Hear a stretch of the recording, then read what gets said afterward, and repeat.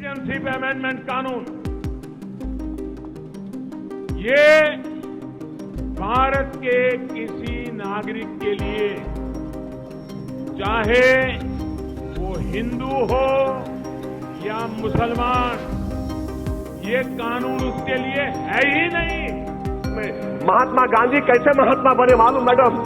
उन्होंने south Africa के national register card को फाड़ दिया था, जला दिया था। इसीलिए जब महात्मा ने फाड़ा, मैं इस बिल को फाड़ता हूं। ये हिंदुस्तान को तोड़ने की कोशिश कर रहा है। और मैं आज स्पष्ट करना चाहता हूं, सीएए किसी की भी नागरिकता लेने का कानून नहीं है, छीनने का कानून नहीं है। इस देश की माइनॉरिटी को और विशेषकर मुस्लिम भाइयों को भड़काया जा रहा है। देश में किसी की भी नागरिकता सीए छीन ही नहीं सकता, क्योंकि कानून में प्रोविजन ही नहीं है। हेलो दोस्तों, कैसे हैं आप सब लोग? मेरा नाम है नावेद और आप देख रहे हैं मेरे साथ स्ट्राइक ट्री। जैसा कि आप लोगों को पता है कि आज सीएए लागू हो चुका है, तो चलिए इसी टॉपिक पर थोड़ी सी बात कर लेते हैं। क्या है सीएए और एनआरसी? क्यों मुसलमान के लिए ही ये खतरा है, किसी और के लिए खतरा क्यों नहीं है? सीएए को सुप्रीम कोर्ट में भी चुनौती दी जा चुकी है, लेकिन सुप्रीम कोर्ट ने उसको खारिज कर दिया। हालांकि केस अभी भी सुप्रीम कोर्ट में चल रहा है। एक सवाल आपके मन में आता होगा कि 2014 के बाद आए हुए शरणार्थियों का क्या होगा? क्या है सीएए एनआरसी की नई शर्तें? कब लॉन्च होगा सीएए ऑनलाइन पोर्टल? कब नागरिकता के लिए लोग अप्लाई कर सकते हैं? लेकिन वो अप्लाई सिर्फ 6 धर्म के लोग ही कर सकते हैं। तो चलिए शुरू करते हैं इस वीडियो को यहाँ से।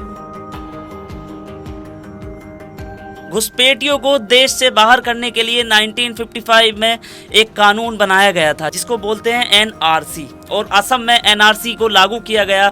एनआरसी को जब लागू किया गया तो इसमें अप्रवासियों से ज्यादा जो भारत के एक्चुअल नागरिक थे उनकी भी नागरिकता चली गई। फिर इस चीज पर विवाद खड़ा हो गया। उसके बाद फिर नरेंद्र मोदी सरकार एक कानून लेके आती है 2019 में, सीएए। उसके अंतर्गत जिन लोगों की भी नागरिकता एनआरसी के माध्यम से गई थी, तो अगर वो नॉन मुस्लिम है तो उनको सीएए के द्वारा नागरिकता मिल जाएगी। अब सीएए के अंतर्गत 6 कास्टें आती है, जिसमें से नंबर 1 हिंदू, सिख, ईसाई, बौद्ध, जैन, फारसी, ये 6 धर्म उसके अंतर्गत आते हैं। लेकिन सर, विवाद की जो मेन कड़ी है वो ये है कि जो मुसलमान सालों से असम में रह रहा था, उसकी नागरिकता का क्या होगा? आपने अदर लोगों को तो नागरिकता दे दी सीएए के तहत, लेकिन जो मुसलमान की नागरिकता गई है उसके लिए क्या प्रावधान है? सर, आप भले ही विदेश से आने वाले किसी मुस्लिम को नागरिकता मत दो, और ये बात हकीकत भी है, क्योंकि उनके लिए ऑलमोस्ट 3 मुल्क हैं। लेकिन सर, जो एक्चुअल में भारत का नागरिक है मुस्लिम, उसका क्या होगा? भारत की जनता और भारत के सिस्टम पर आपको भरोसा होना चाहिए। मुझे तो इतना पता है कि 80% से ज्यादा, टोटल भारतीयों की बात कर रहा हूं मैं, 80% से ज्यादा लोग कागज नहीं दिखा सकते। सिस्टम इतना बड़ा आलसी है कि वो आपकी कोई मदद किसी तरह से बिल्कुल नहीं करेगा। अगर एक बार सिस्टम ने लिख दिया आपके बायोडाटा के आगे डाउट, तो फिर आपका क्या होगा? अगर आप हिंदू, सिख, ईसाई, पारसी, बौद्ध, जैन हैं, तब तो आपको सीएए के तहत नागरिकता मिल जाएगी। लेकिन अगर आप मुस्लिम हैं तो आपका क्या होगा? अगर एनआरसी पूरे भारत में लागू हुआ तो असम की तरह पूरे भारत में लोगों की बड़ी मात्रा में नागरिकता जाएगी। लेकिन जो नॉन मुस्लिम होंगे उनको तो सीएए के माध्यम से नागरिकता मिल जाएगी। लेकिन जो मुस्लिम होंगे, जो कि सीएए के दायरे में नहीं आते, वो इस नागरिकता से बाहर हो जाएंगे। आपको पता है एनआरसी जब लागू होगी तो उसमें आपके आधार कार्ड की, पैन कार्ड की, इवन पासपोर्ट तक की कोई ज्यादा वैल्यू नहीं रहेगी। अगर आपके नाम में एक ही भी कोई गलती आ गई और आपके नाम के आगे कुछ लिख गया डाउट, तो फिर आपका तो काम खत्म हो जाएगा। तो इसीलिए इस चीज का विरोध हो रहा है। हालांकि सरकार का कदम अच्छा है कि लोगों को नागरिकता देने के लिए कानून लेके आई है, लेकिन एक समुदाय के लिए ये मामला गलत है। सर, अगर किसी विदेशी मुस्लिम को नागरिकता नहीं देनी है तो मत दो, लेकिन जो भारत के नागरिक हैं उनके लिए तो ये इस तरह का प्रावधान लेके आई। खैर, इस बात पर विपक्ष ने भी आपत्ति जताई और विपक्ष ने कहा कि ये जो कानून है ये अनुच्छेद 14 का उल्लंघन करता है, जो समानता के अधिकार की बात करता है। क्या है नागरिकता संशोधन कानून? नागरिकता संशोधन कानून 2019 इसलिए लाया गया ताकि अफगानिस्तान, पाकिस्तान और बांग्लादेश के अल्पसंख्यक जिसमें कि 6 धर्म के लोगों को चिन्हित किया गया है: हिंदू, सिख, ईसाई, बौद्ध, फारसी और जैन। अगर इस समुदाय के लोग भारत में आते हैं तो उनको नागरिकता दे दी जाएगी। 1 साल से 6 साल तक के बीच में अगर कोई अप्रवासी लोग भारत में आते हैं नॉन मुस्लिम तो उनको नागरिकता दे दी जाएगी। ऐसा नहीं है कि ये कानून भारत में पहले नहीं था, ये कानून भारत में पहले भी था, जिसमें कि लोगों को 11 साल इंतजार करना पड़ता था। लेकिन अब भारत सरकार ऐसा कानून लेके आई है कि उसमें मात्र 6 साल के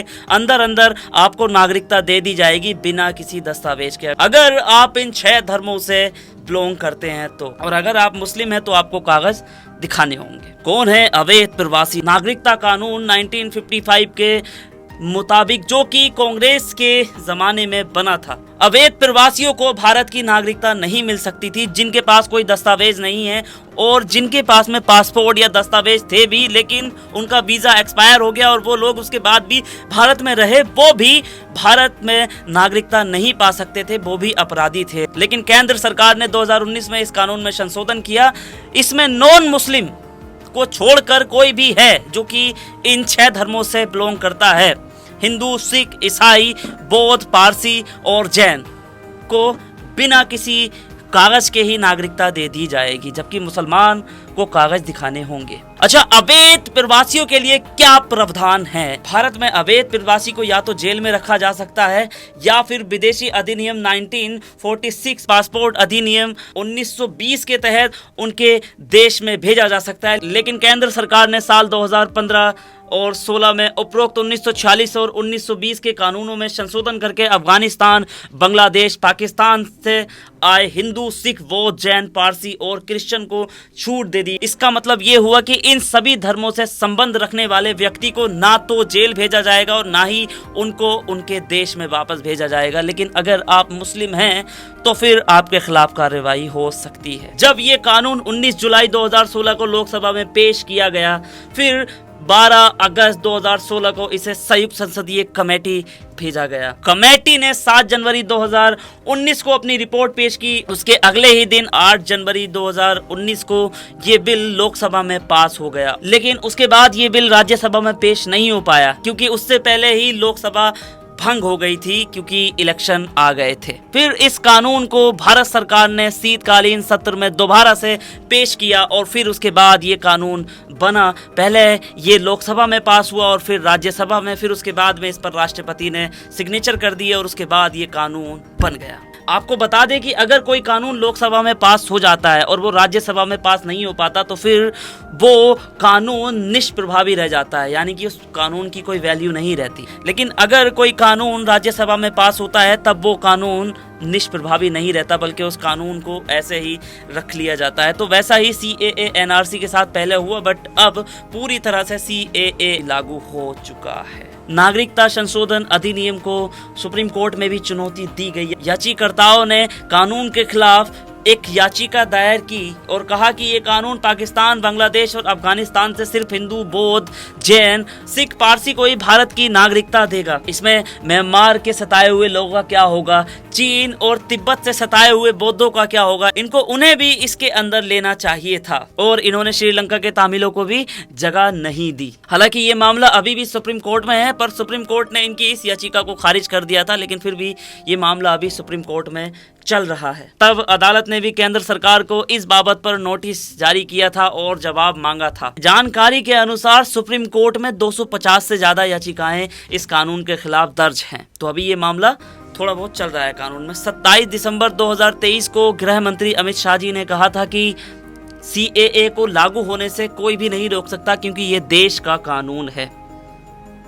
और उन्होंने कहा कि इस कानून से किसी की भी नागरिकता नहीं जाएगी, बल्कि ये तो नागरिकता देने वाला कानून है। गृह मंत्री सर, ये कानून नागरिकता देने वाला तो है, हकीकत है आपकी बात, लेकिन NRC जिनकी नागरिकता लेगा उनको दे देगा, लेकिन जो मुस्लिम है उनकी अगर NRC ने नागरिकता ली फिर क्या होगा? CAA जो है वो नागरिकता देने वाला कानून है, लेकिन NRC है लेने वाला कानून। सर, मुस्लिम लोग कहां से कागज ढूंढेंगे? एक तो वैसे ही उनके अंदर साक्षरता की बहुत ज्यादा कमी है, पिछली जो सरकारें हैं उन्होंने उनको अनपढ़ जाहिल बनाने में कोई कसर नहीं छोड़ी है। दिक्कत ये नहीं है, आप पूरी दुनिया को नागरिकता दे दो, उससे हमें कोई फर्क नहीं पड़ता, लेकिन जो भारत के नागरिक हैं उन पर थोड़ा सा ध्यान दीजिएगा। असम में इस चीज का ट्रायल किया गया था, लेकिन असम में आपने देखा क्या हुआ, वहां पर ऐसे लोगों की भी नागरिकता चली गई जो हकीकत में देश के नागरिक थे। कहा जा रहा है कि 31 दिसंबर 2014 से पहले आए हुए शरणार्थियों को ही CAA नागरिकता के अंतर्गत लाया जाएगा। ऐसे में सवाल उठता है कि जो लोग इस डेट के बाद में आए हैं उनका क्या होगा। इसके बारे में अधिकारियों ने जवाब देते हुए बताया है कि CAA में कट ऑफ बढ़ाई जा सकती है और जैसा भी होगा आपको पता चल ही जाएगा। तो दोस्तों, यहाँ तक आने के लिए आपका धन्यवाद, बहुत शुक्रिया, थैंक यू सो मच। मिलते हैं अगली वीडियो में, और अगर ये वीडियो अच्छी लगी तो प्लीज़ वीडियो को सब्सक्राइब करें, लाइक करें, शेयर करें।